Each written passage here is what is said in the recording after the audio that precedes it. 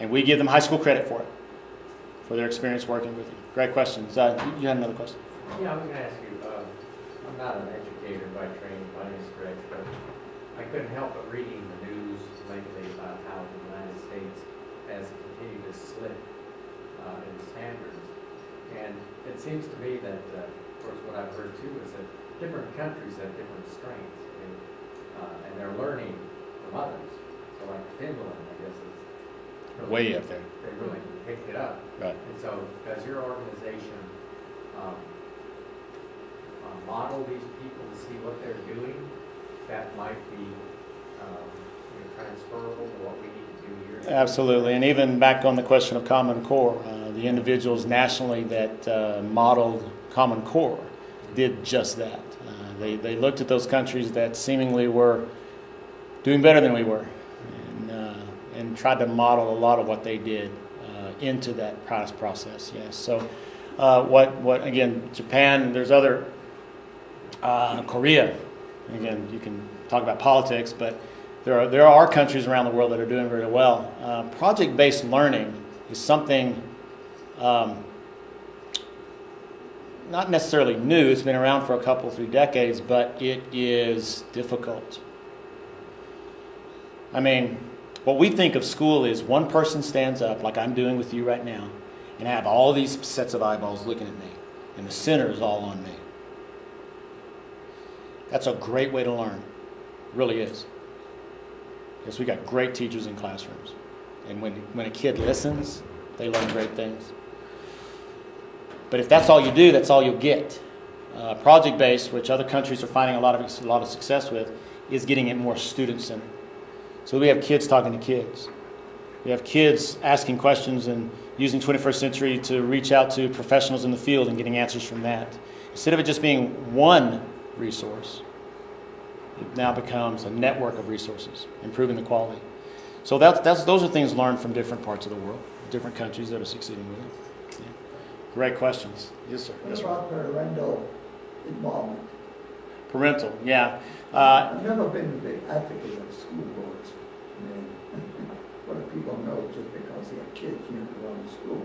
Right. But on the other hand, and you probably don't have to follow it, but if the parents are involved, it's going to be difficult for people to break out of things. Very true, and that's a societal ill or issue that we get the product of, and then consequently our society is going to get the product of. In the charter school world, which is a different world, we are a school of choice. Now, we're not private, we are a public, but we're a school of choice. So if parents are choosing us, what do you think their involvement with their kids are compared to others? Pretty high. Pretty high. So we are, because we're in a charter school world, the parent involvement, which is vital to the health of the child, the learning of the child, is pretty high. So we're pretty blessed with that. But that's okay for yours, but what about the rest of the other 95%? Excellent question. So here's what I'm proposing. We should have multiple smaller institutions, like that at least at the high school level, middle school, high school level, we start focusing the kids toward what they're voicing or what they're showing aptitude to in becoming as a professional. High school shouldn't be this liberal art approach of everybody gets the same spoonful of all the basics, and then maybe you'll take a course that gets you interested in something. But that happens. That's a great thing that happens to a very small percentage of our children's population. We need a bigger bang for the buck. So we need an educational system that helps them develop and ask the question. See, we ask the question, what are you interested in? What are you passionate about? If not daily, weekly. So that when they're going into their classrooms, they see the relevance and application to applying those things to their interest and passion.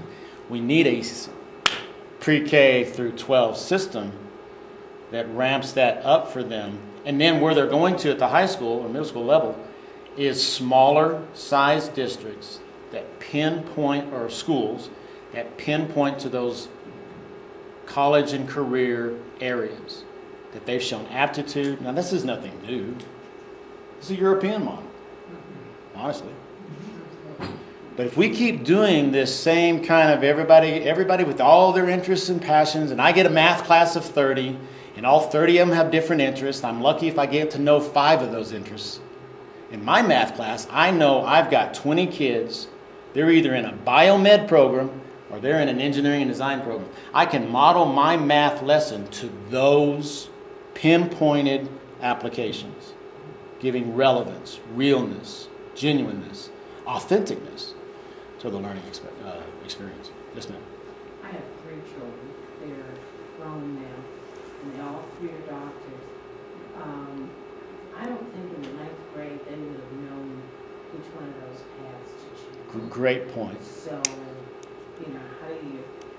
That's a great point. They're children, right? And how would they know?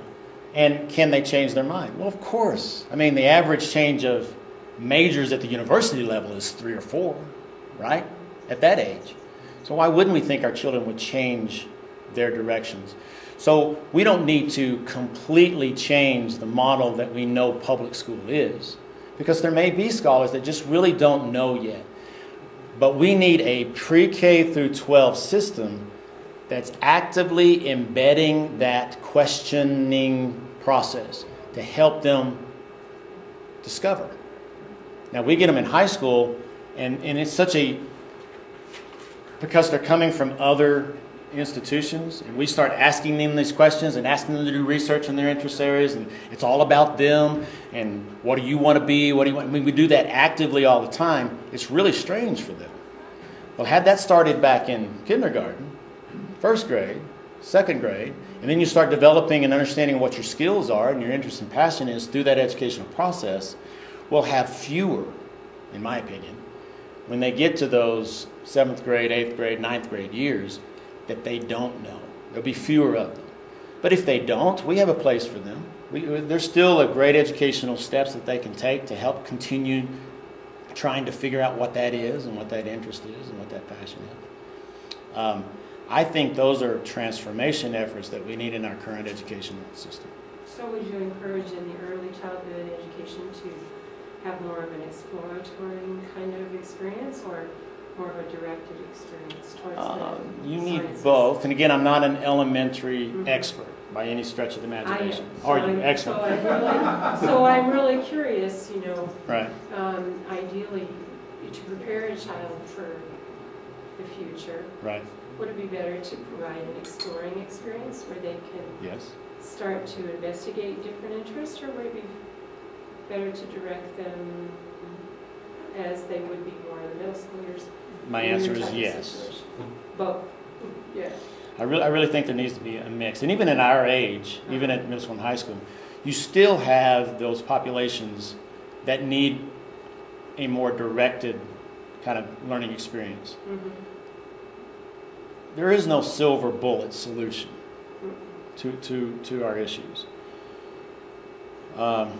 But if we keep doing the same things, we're going to keep doing the same results. And again, it's not the people. I believe it's the system. The percentages of our children that are writing us eloquent messages on the wall. Oh, wait a minute now. Here in New Mexico, at the high school level, we have 60% or 40% that are dropping out. So they're not even in our halls to write us eloquent messages. This school is a freaking joke. Right? They're not even there.